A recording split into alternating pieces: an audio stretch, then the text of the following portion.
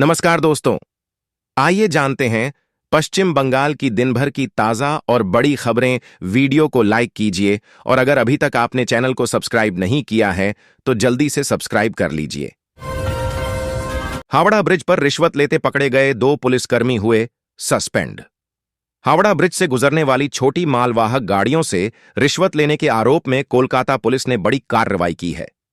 लाल बाजार के वरिष्ठ अधिकारियों ने एक सहायक उप निरीक्षक एएसआई और एक कांस्टेबल को निलंबित कर दिया है। दोनों पुलिसकर्मी नॉर्थ पोर्ट थाने में कार्यरत थे और उनके खिलाफ विभागीय जांच भी शुरू कर दी गई है। मोहन बागान के सचिव पद के लिए सृजय ने दाखिल किया नामांकन। प्रतिष्ठित मोहन बागान क्लब के चुनाव को लेकर पिछले कई हफ्तों से चला आ रहा घमाघमी भरा माहौल सोमवार को शांत हो गया। सचिव पद के लिए सृंजय बसु ने अपना नामांकन दाखिल कर दिया है, जिससे उनका सचिव बनना तय माना जा रहा है। वहीं क्लब के अध्यक्ष पद के लिए देवाशीष दत्ता का नाम लगभग तय है, हालांकि उन्होंने अभी नामांकन दाखिल नहीं किया है। तृणमूल कांग्रेस की राज्य कमेटी के सह अध्यक्ष बने शंकर मालाकार। कोलकाता 2026 में होने जा रहे विधानसभा चुनाव को देखते हुए तृणमूल कांग्रेस ने कई पदाधिकारियों के नामों की घोषणा की है।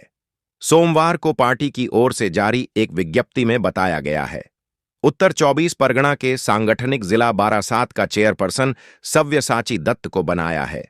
जिला अध्यक्ष की जिम्मेदारी डॉ काकोली घोष दस्तीदार को दी गई है। ज्योति बसु पर बनेगी बायोपिक, माकपा वहन करेगी पूरा खर्च। पश्चिम बंगाल के पूर्व मुख्यमंत्री और दिग्गज वामपंथी नेता दिवंगत ज्योति बसु के जीवन पर बायोपिक बनाने की तैयारी शुरू हो गई है।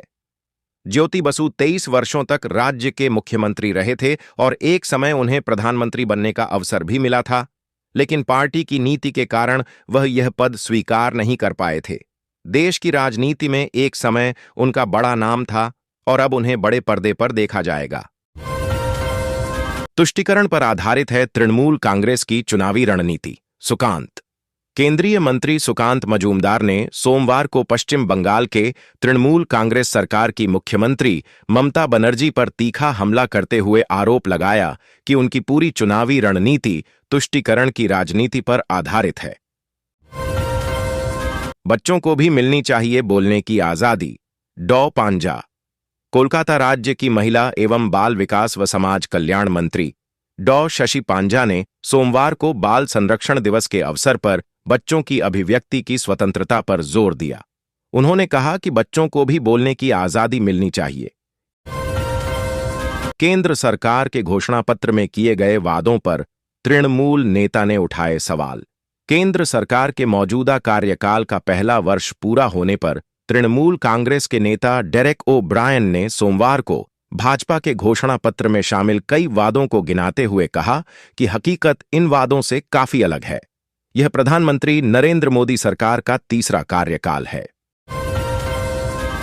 बैरकपुर के नए सीपी बने मुरलीधर शर्मा। बैरकपुर।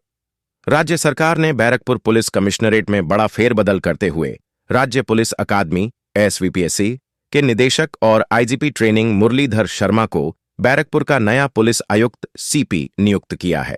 वर्तमान सीपी अजय कुमार ठाकुर का तबादला कर उन्हें डीआईजी सीआईडी बनाया गया है। यह अधिसूचना सोमवार को जारी की गई। सार्वजनिक स्थलों पर पशुओं की कुर्बानी का विरोध। महानगर में सोमवार को एक हिंदू संगठन के सदस्यों ने धर्म के नाम पर सड़कों पर पशुओं की कुर्बानी को बंद करने की मांग करते हुए पश्चिम बंगाल विधानसभा के बाहर विरोध प्रदर्शन किया। कोलकाता में मवेशियों के वध के बाद एक स्थान की कथित तस्वीरों के प्रिंट आउट हाथ में लिए हिंदू सेवा दल के कार्यकर्ताओं ने ममता बनर्जी सरकार पर आरोप लगाया।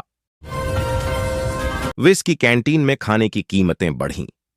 कोलकाता बंगाल विधानसभा और एमएलए हॉस्टल स्थित कैंटीन पर भी महंगाई की मार पड़ी है, जिसके चलते दोनों जगहों पर खाने पीने की कीमतों में बढ़ोतरी की गई है। विधानसभा द्वारा जारी बुलेटिन में यह जानकारी दी गई है। प्राप्त जानकारी के अनुसार कैंटीन में खाने के दामों में 5 से 10 रुपये की वृद्धि की गई है।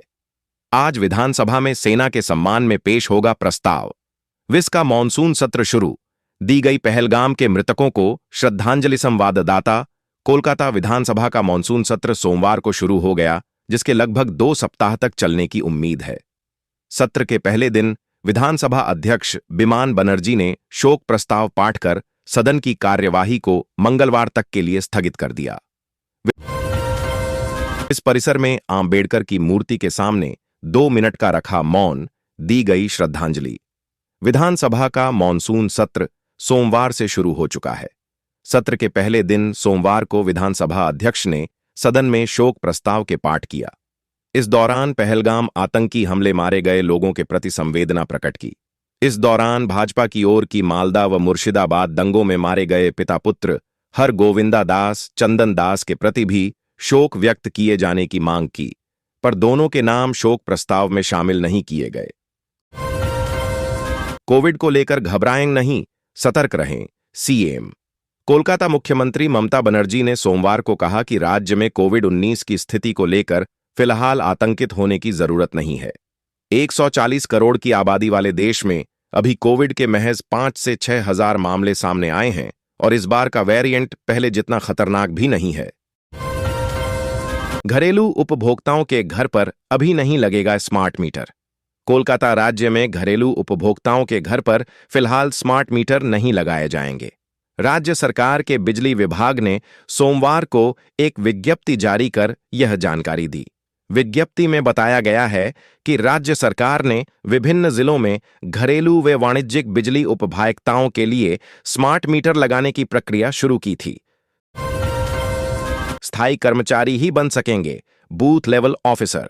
चुनाव आयोग ने बूथ लेवल ऑफिसर बीएलओ की नियुक्ति के नियम और भी सख्त कर दिए हैं। स्थायी सरकारी कर्मचारी के अलावा किसी अन्य को बूथ लेवल ऑफिसर के पद पर नियुक्त नहीं किया जा सकेगा। इतना ही नहीं, ग्रुप सी या उससे ऊपर के स्तर पर कार्यरत किसी भी सरकारी कर्मचारी को यह जिम्मेदारी देनी होगी।